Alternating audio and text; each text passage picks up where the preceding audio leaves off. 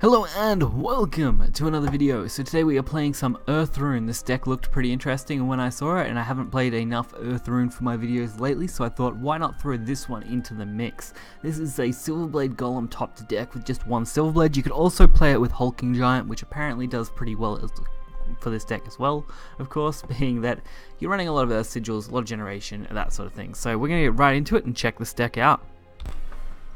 So our first game is against a blood deck. Of course, this is a Drawn blood. It's definitely not a normal aggro aggressive blood, which makes things a little more interesting. I like seeing different variants of blood on the ladder. Why not? We start off with a pretty top heavy hand with that Wizard and Staff of Whirlwinds, but having at least one 2-drop was pretty decent, so keeping that was going to be pretty much mandatory. Being able to throw the Carl and the Beast Feast Mage as well onto the board as soon as we can, or just curve out really nicely will be the aim overall.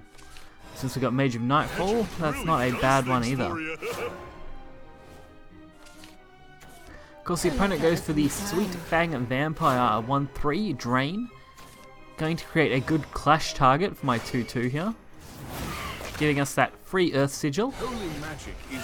And Carl filling out our 3 spot pretty nicely, just healing us up that little bit and giving us an Earth Sigil to work with next turn, which should work well with Mage of Nightfall if we decide to play that, because we can go Mage of Nightfall, play a second Earth Sigil, set up for hopefully turn 4 with whatever, well, sorry, turn 5 with whatever we need, which getting Halo Golem is pretty much a guaranteed setup there. So it's going to work out quite nicely for us. Of course, Bahamut on the play, and a Spiderweb Imp. So that card is going to be some trouble, especially since they are evolving it now. Having a 3/6 body that has to be beaten over is going to be a little bit of a problem, of course. Halo Golem does a good job of it because we do get 3 damage to the face for our Halo Golem, while at the same time allowing it to at least survive this damage that it's going to take from this Spiderweb Imp. Plus 4 damage to the face for them sets them at 10, which, while not good because they are set into Vengeance, isn't bad either. I mean, having them at 10 this early in the game for us hopefully will be a big advantage, especially since they have dealt 0 damage to us so far. It was a risk I was very willing to take. Hey, check this out. So there is the Knight, of course trading into that. Then all we have to do is use this Levi to clear out this board, get a little bit more damage to the face, leaving them just at 7, right within range of what we want with what we have on board. If we do lose this 4/4, still not the worst case scenario because we can easily follow up with a second play with the Master Mage Levi, basically young Levi. I slipped up.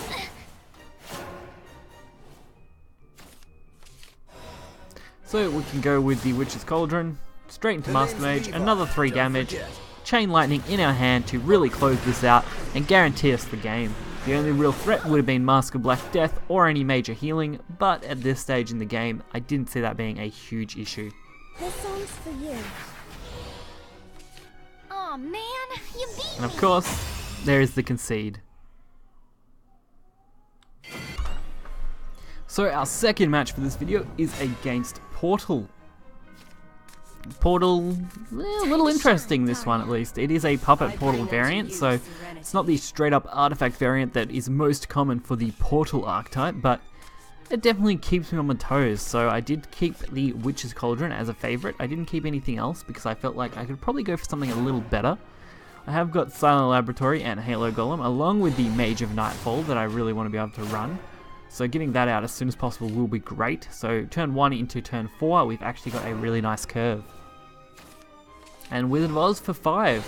We're looking at a very solidly curved game. As long as nothing interrupts it, we should be in the gold. Looking for an instant win. What have we got? Miriam, a little bit of a problem. I mean, Miriam, kind of to be expected, honestly. And Master Mage isn't bad. Another card that should curve out pretty nicely with this deck, considering what we have. And Carl, that does keep things a little more interesting. I might be able to favour Carl over another play. Flower Doll, no real issue with that card coming down now. Meta Production though, feels a little off. I don't like to see meta production being played in a decent curve because it means they are getting good value out of it. You're going to get another 3 damage to face, plus the 4 from this straight to the face, so leaving them just at 11 health. We have already got Chain Lightning, which is pretty decent. Of course, the Icarus is going to ruin our day, being able to remove both of these followers very, very easily. Eureka! No real issue for Icarus.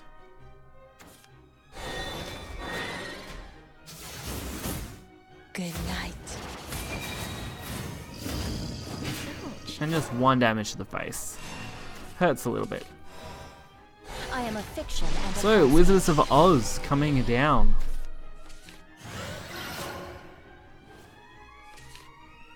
Of course, I didn't really have anything else to play, which is why I decided to go for the Wizards. Having just Chain Lightning in my hand wasn't the biggest worry. My biggest worry for playing Wizards of Oz on this turn was mainly just to soak up some damage and hopefully draw a card. Of course, we didn't really get far with it, which is a little disappointing, and we are going to lose Chain Lightning, but we have more in our deck, and I really wanted to save Carl until we could take advantage of his heal effects a little more. Especially since we have Witch's Cauldron and stuff too, so why not? But at this point, not having really anything else to play, I think going with the Carl was the only decent option. Paradise Vanguard, definitely what we're going to be playing to remove this 4-1 along with the 2-2. You ready for the good stuff? I feel like this just ended up being an overall better play than playing Carl last turn, at least from how I'm playing it now. But we still have Master Mage, which is going to be a good chunk of damage to our opponent. And Mage Steel Iron. That's not a shocker at all, especially since they have so many puppets. And why not have Mage Steel Iron as well? So we've got a little bit of draw, which is good. Doesn't mean we've got the perfect cards yet. Halo Golem is actually pretty decent as well. If I really wanted, I probably could have went Halo Golem into Pure Hearted over playing this Levi, but I think clearing that 4 damage follower out would have been better. Just in general. Especially since Radiant Artifact just got played.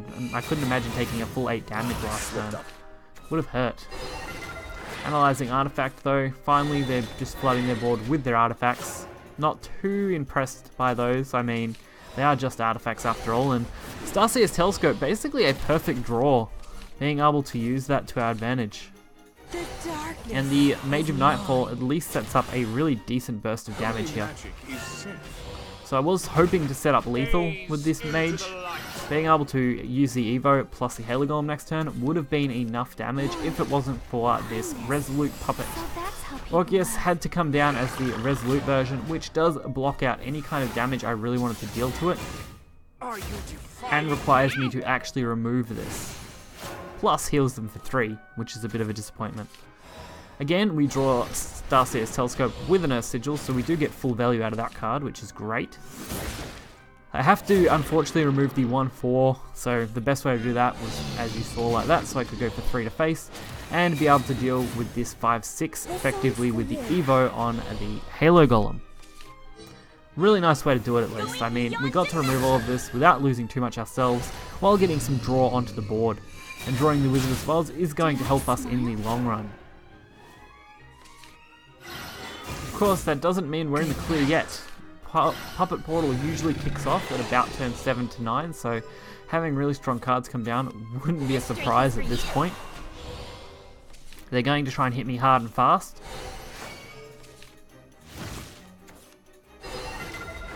And they're analysing artifacts. Great, more of those to deal with. Along with puppets. Did you like it? At least they are wasting a lot of their puppets to clear those, which is good for me. And a perfect draw, honestly. Getting Carl to go with my Master Mage Levi, that's going to be great. Being able to clear this out and get damage, but I do instead decide to go for the Wizard of Oz. I don't know what I was honestly thinking there. I think that was a huge risk and big mistake. I definitely should have went for the Master Mage and saved Oz till next turn, so yeah, I don't know what I was thinking, I'll be honest with you guys. In this replay, no clue. Just went for the Oz for whatever reason.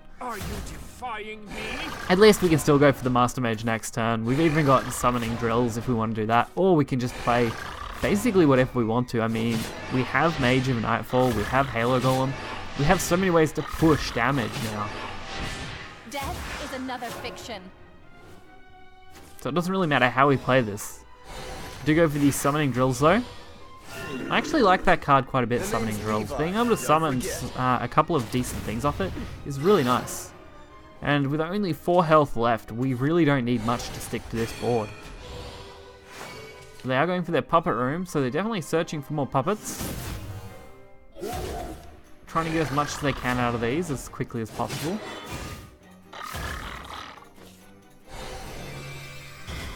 So we only need anything to deal damage now. Any damaging card will win us the game. Still more puppets being generated. I really don't like it when they just keep getting them. Perfect, so Silverblade Golem is almost absolutely ideal. I mean, we've already get the ward out of this card now, and we have a couple of Verdict Rituals which will open up lethal for us. Even if they heal, it's going to be very hard to come back from this for them. I mean, the only way to do it would have been another Orcus, which would have been okay, but still would have been great for me. It would have wasted basically their entire turn just to do that. And here we go, the puppets are coming to clear this out. But with only 1 health left and a Verdict Ritual in hand, that is going to be our lethal. I mean, Mutagenic Bolt, that would have done it too, so that was a really good draw to get off the top there. Pretty much perfect in the end. So although we didn't use the Wizard's Swords in a great way in that match, really, like, using them was pretty shocking. I definitely could have played those better. I think the rest of the deck really spoke for itself in the way that it worked, and it did a pretty good job. I was actually surprised this did well at all, considering most Earthrune decks right now don't tend to do great, especially ones that don't that do stray from the norm and don't run exactly what a full-blown Earthrune deck would. So if you did enjoy this video, hit that like button and subscribe, and I'll catch you guys next time. Of course, the deck list will be in the description below. See ya.